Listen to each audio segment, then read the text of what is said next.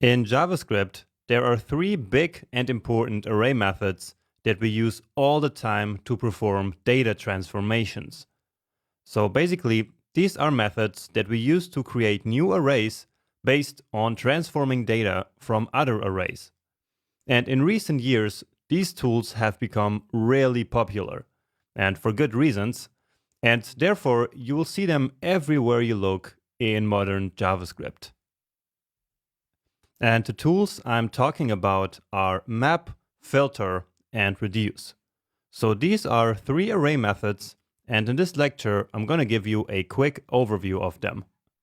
Then, over the next couple of lectures, we're going to dive deep into these three methods in practice so that we can use them throughout the rest of the course. First, the map method is yet another method that we can use to loop over arrays.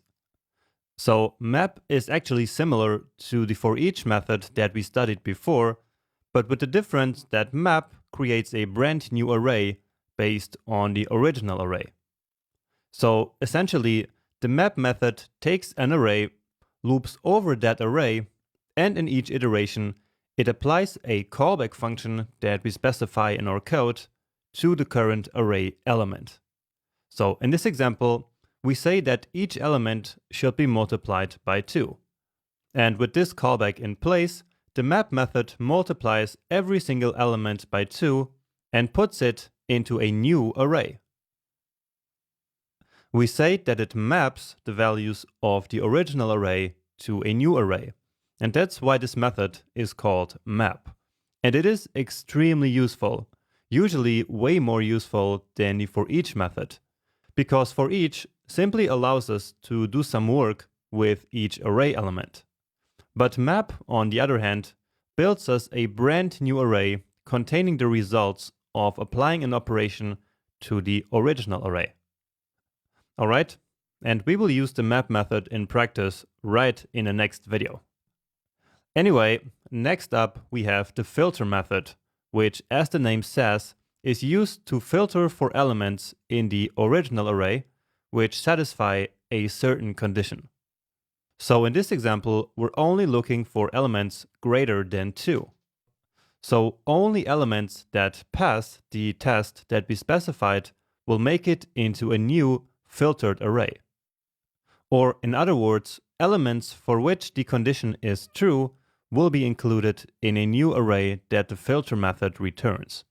All other elements will get filtered out, so they will not be included in the new array.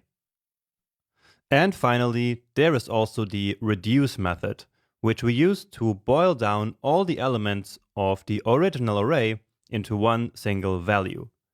And an example of this can be to add all the elements of an array together, but we can also do many other interesting things.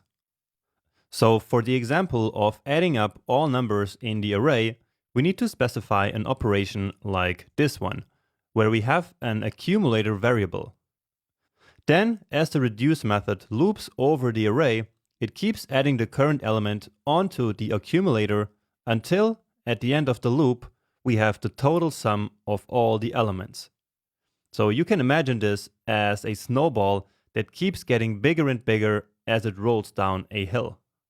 And so this is known as the snowball effect, and reduce is pretty similar to that. Okay, so keep that in mind as a nice analogy. Now we also say that this whole process has now reduced the original array to one single value, which in this case is the sum of all the elements, but it can of course be many other operations.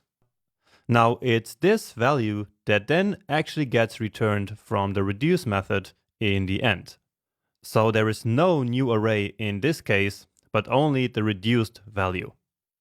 Now this probably sounds more complicated than it actually is, and so let's start to put it into practice right in the next video.